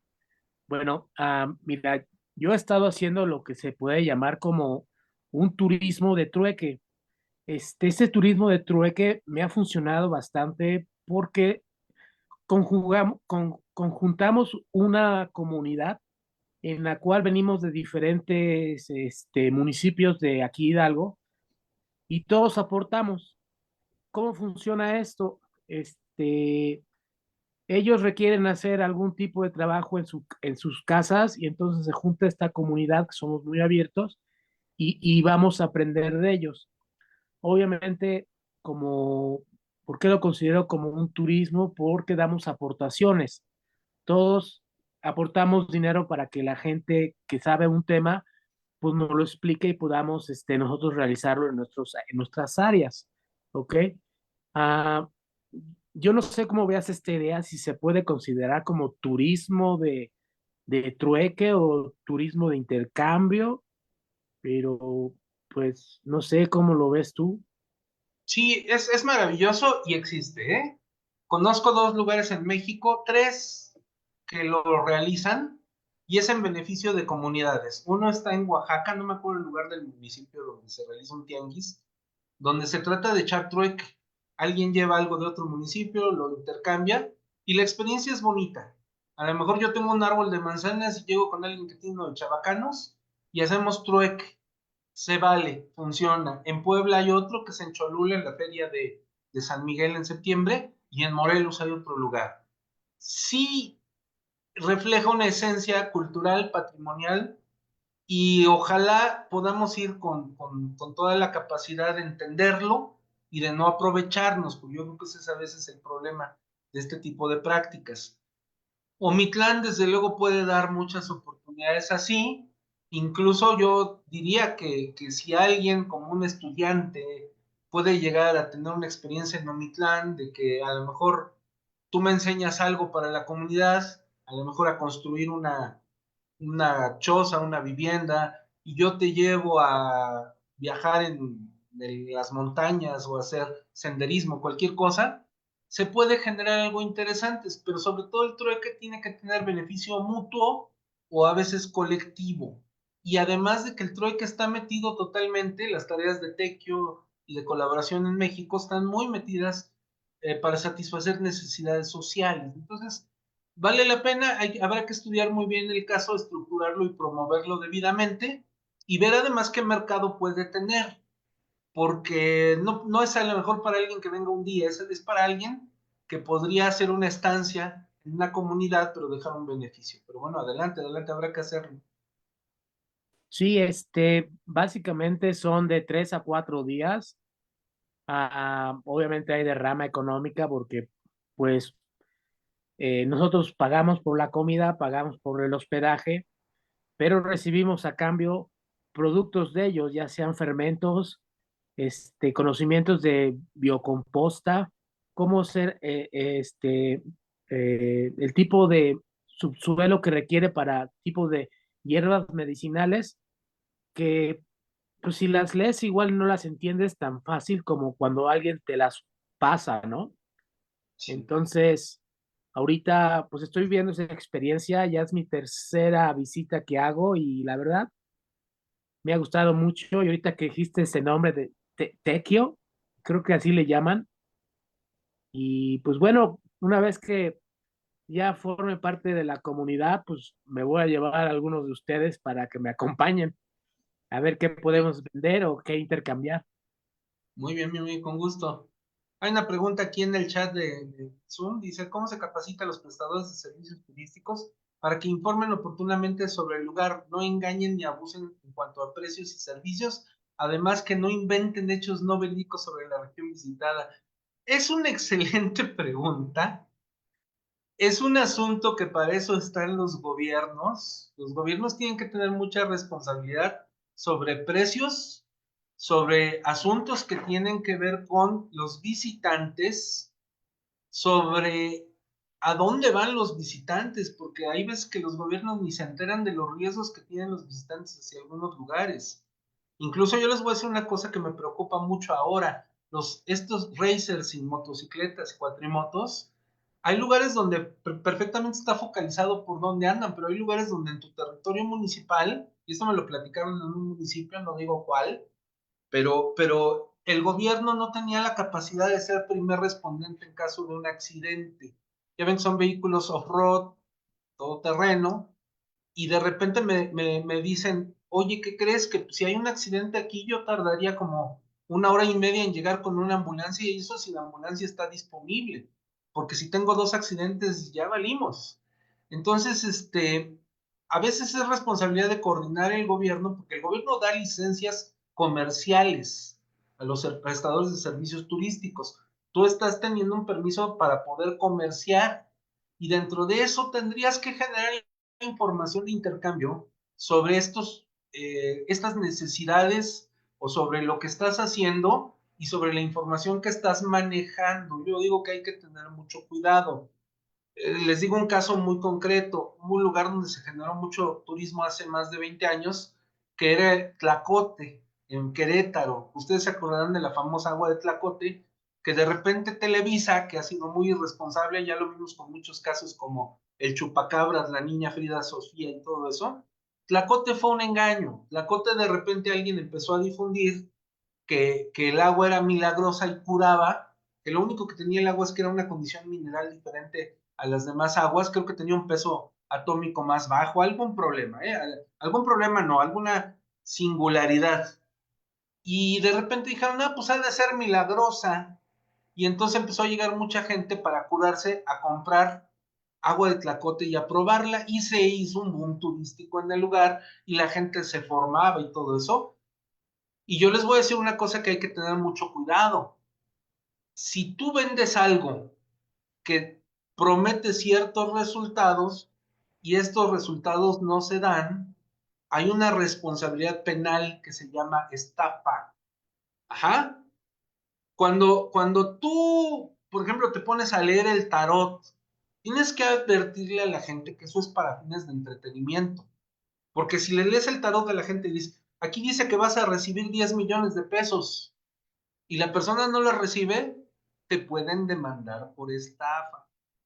Ojo, si yo te vendo un remedio milagroso de que te vendo una hierbita y vas a bajar 20 kilos de peso en una semana, y no sucede, te pueden demandar por estafa. No sé si lo han visto los medicamentos, la farmacéutica naturista dice, este producto es responsabilidad de quien lo recomienda y quien lo prueba. Y aquí la medicina en México tiene muchísimas normas, como para que estas cuestiones que son más espirituales o creencias nos vayan a perjudicar. Entonces, todas estas cosas que nos ponen en riesgo, ya sea físico o que nos estafen, tenemos que ser muy responsables. Y esto también tiene que ver con la visita a ciertos lugares. Cuando llevamos gente a lugares donde hay un riesgo, y miren que hoy andábamos justamente visitando las minas de Morán, donde anduvo Humboldt, y estábamos evaluando si los lugares eran visitables o no. ¿Por qué? Porque hay tiros de mina abiertos. Y si nosotros decimos, ay, es que deberían de visitar esto, y va la gente y se nos cae un tiro, o sea, tenemos que saber la medición de riesgos de lo que estamos difundiendo. No se trata de promover ni el santo grial, ni el manto sagrado, ni la fuente de la eterna juventud por atraer visitantes. Y miren, y lo voy a decir, hay muchos directores y secretarios de turismo que les encanta inventar cosas para que la gente venga.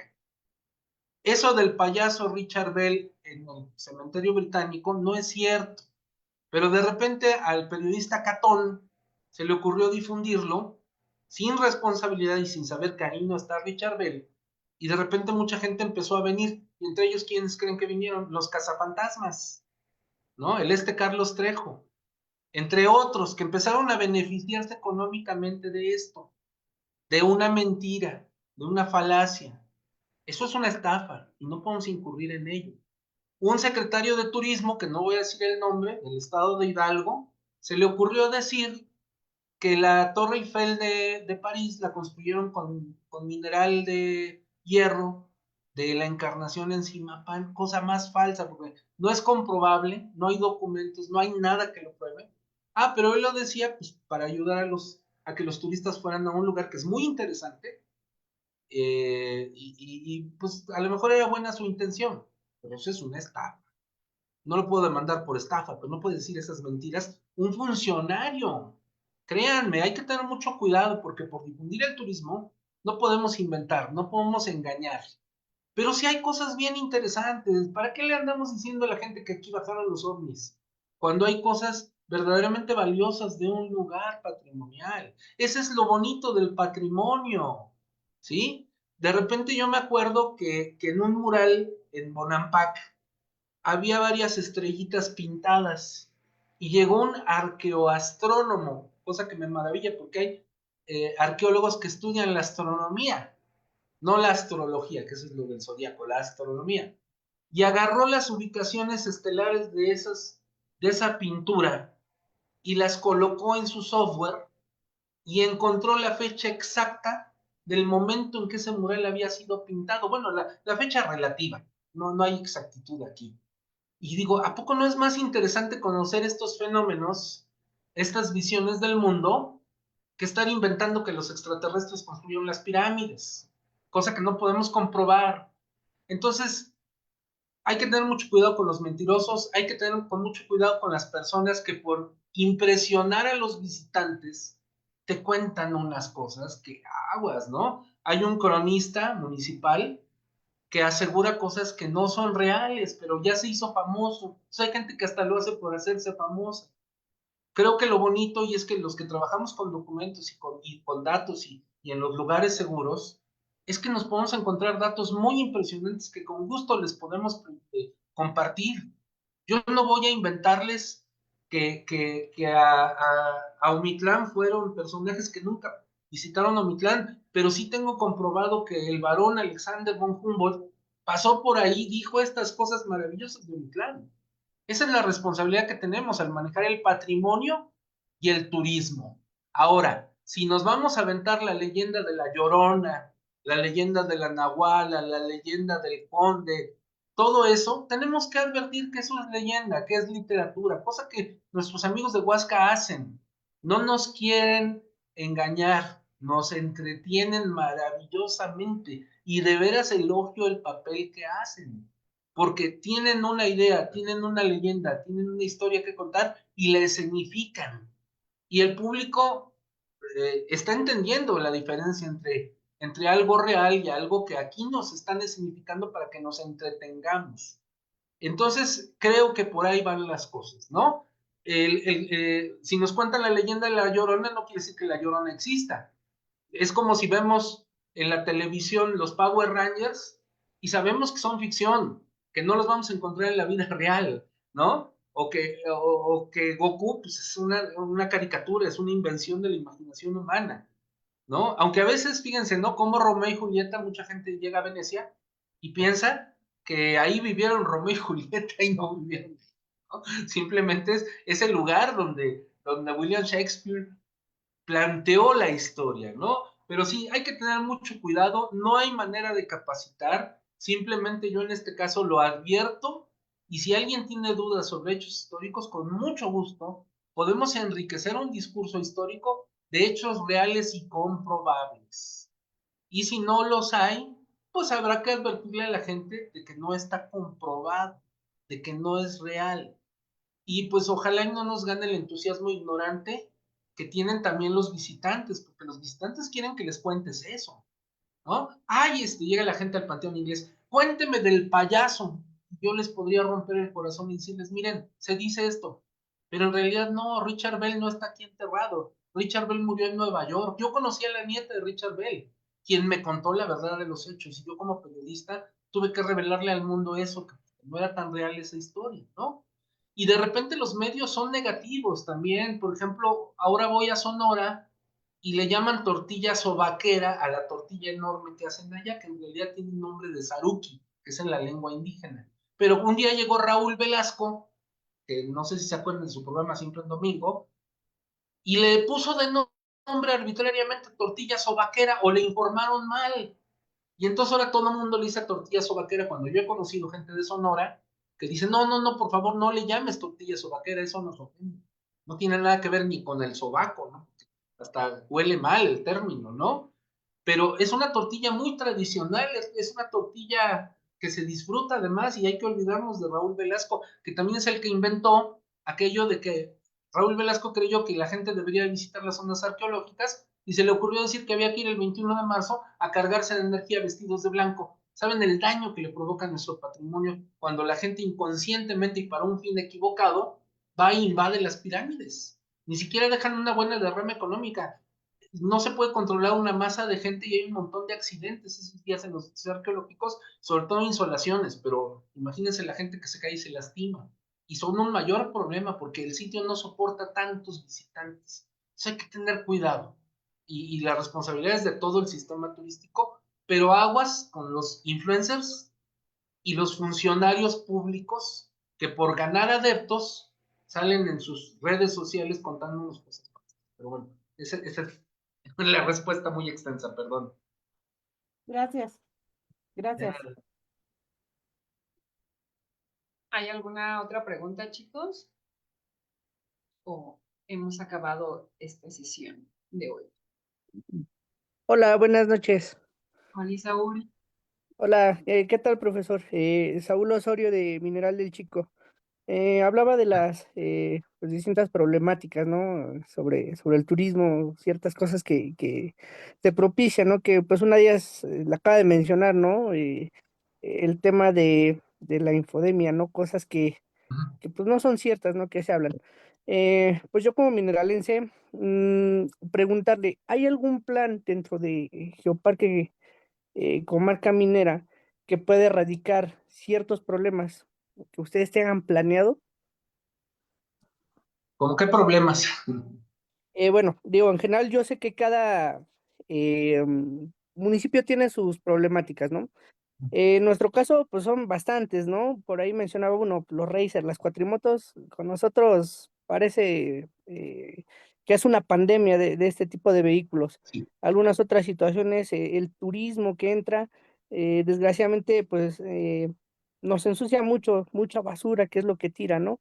Entonces, bueno, la pregunta es enfocada a eso, ¿no? Si ustedes, que son pues, técnicamente nuestros líderes, que son quienes nos están enseñando, si tienen algún plan para proteger nuestros patrimonios, que nos puedan apoyar en ese sentido.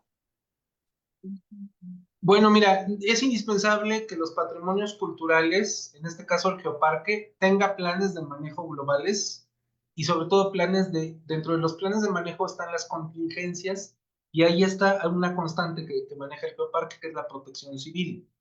Y la protección civil es cosa de todos, digo, no por privilegiar los racers pones en riesgo a la población que no anda en racers, al contrario, ¿no? Pues, imagínate el riesgo, pero sobre todo, yo te voy a decir una cosa, como ciudadanos tenemos mucha responsabilidad. Si alguien no se está comportando debidamente, la autoridad tiene toda la capacidad del momento controlar la situación, aunque yo sé que no siempre hay los elementos necesarios de protección civil o de policía y que no todos son respetuosos, pero es ultra necesario saber qué capacidad tenemos ante las contingencias, qué contingencias puede haber y cómo responder. Y eso lo tenemos que desarrollar de manera global y de manera local. No, por ejemplo, ahorita con los incendios forestales, ya se nos olvidó lo que pasó en el Chico fue en 1998, ¿no? Ya casi 30 años.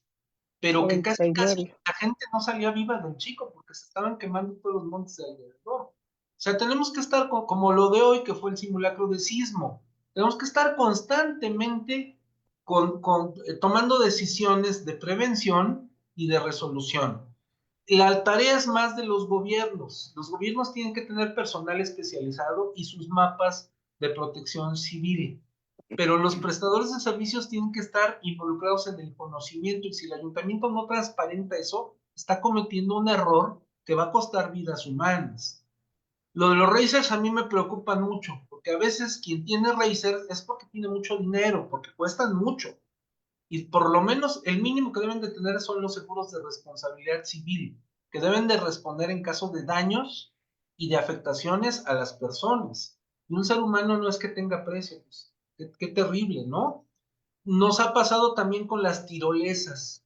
De repente se les ocurría que todos los desarrollos turísticos tenían que tener tirolesas, pero nunca se preocuparon por la gente que tenía que ser responsable del cuidado de las personas que se subían a las tirolesas.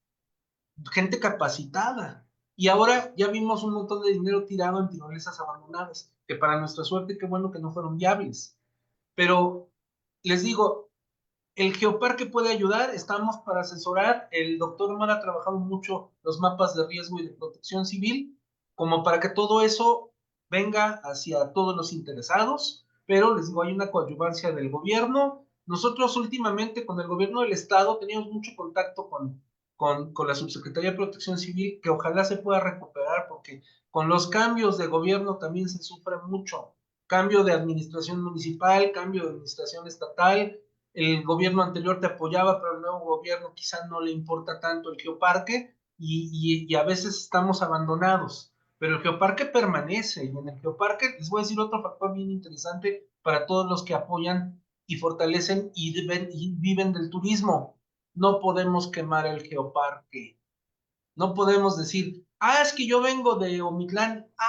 En Omitlán, ahí donde se morían unos turistas, qué quemadota, ¿no? O sea, tenemos que pensar en que somos como un label, como una marca, donde todo tiene que ser para bien, equidad social, desarrollo y que no haya nada que lamentar. Entonces, tendríamos que meter en los temas de este seminario eso de la protección civil y tendríamos que ver la posibilidad de eso. A veces queremos mucha masa de turistas sin medir los riesgos. Los balnearios, ¿no? Nos presumen sus cifras, pero de repente ya se les ahogó a alguien. Y no es el descuido del balneario, ¿no? El último caso que yo vi y que tuvo que ver con nuestros amigos de Amajac fue que unos padres de familia descuidaron a su niño y el niño murió. Qué triste, ¿no? Y que digan que eso sucedió en un lugar del geoparque. Es mucha responsabilidad, sí, va sumado al cuidado del patrimonio, porque si no, estamos dañando al patrimonio con un despiste.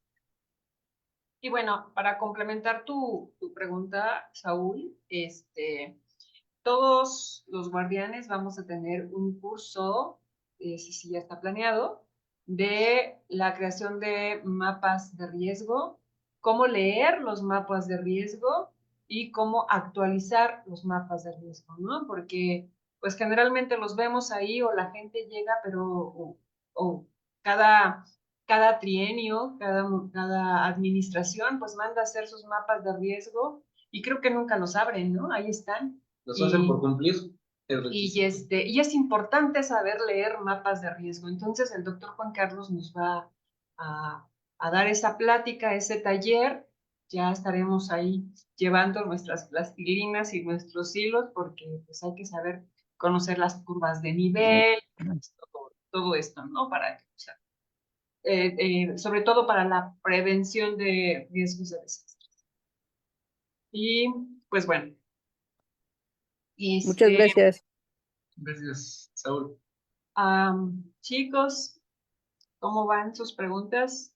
Yo siempre digo que se aprende mucho y se refuerza mucho a la hora de las preguntas, porque como que ya tenemos más las dudas más concretas sobre el tema y pues siempre queremos como que alguien lo explique. Entonces siempre les digo, hagan sus preguntas, formulen sus preguntas al conferencista porque pues una cosa es la exposición, pero la otra es que ya traemos alguna duda y a veces por pena no preguntamos. Así que, bueno, si ya se acabaron sus preguntas, vamos finalizando. Y pues aquí está nuevamente Raúl, que es es parte integrante del Comité Técnico Científico Asesor del Geoparque. Acuérdense que, bueno, hay una parte que es el staff y el famoso COTESI, el Comité Técnico Científico Asesor, son expertos en diversos temas, quienes asesoran al geoparque en algunas necesidades que tenemos, ¿no? Entonces, Raúl siempre está apoyándonos y además, pues bueno, aprovecharlo porque él realmente conoce muchísimos temas que tienen que ver con el geoparque y pues bueno, muchas gracias, Raúl. Entregamos esta constancia que dice el Geoparque Mundial de la UNESCO, comarca minera, otorga el presente reconocimiento al maestro Raúl Guerrero Bustamante por impartir la conferencia El Binomio Patrimonio Cultural y Turismo. Firma el doctor Juan Carlos Mora Chaparro, responsable científico del Geoparque Mundial de la UNESCO comarca. Gracias, gracias. Pues bueno, invitar a todos a que vayan a la página web del Geoparque Comarca Minera, es Geoparque Comarca Minera Hidalgo, y ahí está ya el programa de actividades de el 8º aniversario del Geoparque Comarca Minera. Vamos a tener una semana muy activa del 6 al 11 de mayo, en donde los guardianes del Geoparque pues estaremos trabajando todos, y sobre todo el día, para mí también el día de los días más importantes, cuando es la inauguración y el cierre, que cerramos con esta Expo Geoparque Comarca Minera. Es nuestra primera expo, y igual y a veces podríamos pensar que es muy apresurado hacer una Expo Geoparque, pero pues tenemos que empezar por sembrar precedentes de visibilizar a los geoproductores, a la gente que siembra, que recolecta flores, hongos, plantas comestibles, que hace de la cocina tradicional en el Geoparque realmente una delicia. Y pues a toda la gente que está y que transforma alguna materia prima, algo del Geoparque, en hacerlo algo que se pueda vender, que se pueda comer, que se pueda utilizar. Entonces, pues bueno, vamos a tener invitados alfareros, a gente que prepara barbacoa, a los tlachiqueros de la comarca minera, a la gente que trabaja, pues bueno, todo el tema del maguey, que están sembrando maíz, que están sembrando algún cereal. Entonces, pues pedirles a todos ustedes que vayan ubicando en su municipio qué persona puede participar en nuestro festival, en nuestra expo. La vamos a organizar en esta ocasión en Omitlán de Juárez. El próximo año estaremos haciendo nuestra expo Geoparque en otro municipio, será una expo itinerante dentro del Geoparque Comarca Minera, dentro de los 9 municipios, y la idea es que la gente local conozca lo que tenemos, los productos que tenemos en el Geoparque, sobre todo para fomentar esta economía circular, ¿no? Y esta economía sustentable también.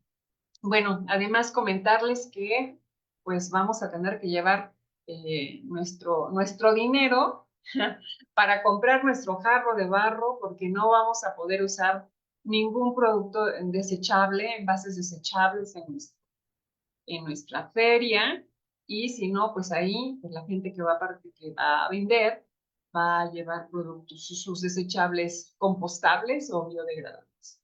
Los stands no tienen costo para la gente que va a participar, simplemente necesitamos que participen. Les pedimos de favor a todos que vayan haciendo difusión de esta Expo Geoparque, está muy próxima ya, es el próximo domingo, 11 de mayo, entonces necesitamos de todo su apoyo, de toda su energía, de toda su decisión para pues difundir esta Expo Geoparque Comarca Minera. Entonces, esta información la encuentran en el Geoparque Comarca Minera Hidalgo.com, que es nuestra página web, y ahí ella también les estaré haciendo llegar al WhatsApp la invitación, pero pues bueno, por lo pronto está en la página web ya los links también para que cada actividad tiene un link para que se puedan conectar los que no pueden asistir a los eventos presenciales, pero en esta del domingo nos vemos en Omitlán, el domingo 11 de mayo, y yo les prometo que les va a súper encantar, porque pues vamos a conocer productos que ni siquiera sabíamos que tenemos en la comarca minera, ¿no? Entonces, no sé, por ejemplo, decirles que esta flor que está aquí en pantalla en estas vasijas de barro, pues es una flor que creo que es un diseño de un alfarero de Huasca de Ocampo y su marca personal. O sea, no es el de los puntitos que viene de Michoacán, no es un diseño de don Fausto Cortés, y a mí me da mucho gusto que cuando yo voy a comer a algún restaurante aquí en Pachuca y me sirven en algo de barro y viene esa flor, yo digo, ay, este plato lo hizo don Fausto, ¿no? Y eso que estoy lejos de Pachuca, o que esté en otro lugar y me encuentro con algo que tiene ese sello, esa flor, y yo digo, es de Huasca, ¿no? Entonces, pues identificar, ahí están unas manos con cahuiche, los hongos, la recolección de hongos, el pulque, los que siembran maíz, los vinos tradicionales de Omitlán, los que siembran fresas, verduras, todo lo que nosotros comemos y que, pues bueno, es algo orgánico que no trae, pues químicos, fertilizantes y todo eso, ¿no? Aquí hay un chal que son de las artesanas de Santo Domingo de Huasca. Entonces vamos a conocer a todos ellos y pues por favor, en cada municipio, en cada lugar en donde ustedes están habitando ahorita, inviten o pásenme también el nombre, el teléfono de las personas que podrían participar en esta Expo Geoparque. Entonces, pues nos vemos el 11 de mayo. Pues muchas gracias. Les hago llegar la invitación. Antes de irnos hay que sacarnos la foto porque tenemos que tener la evidencia.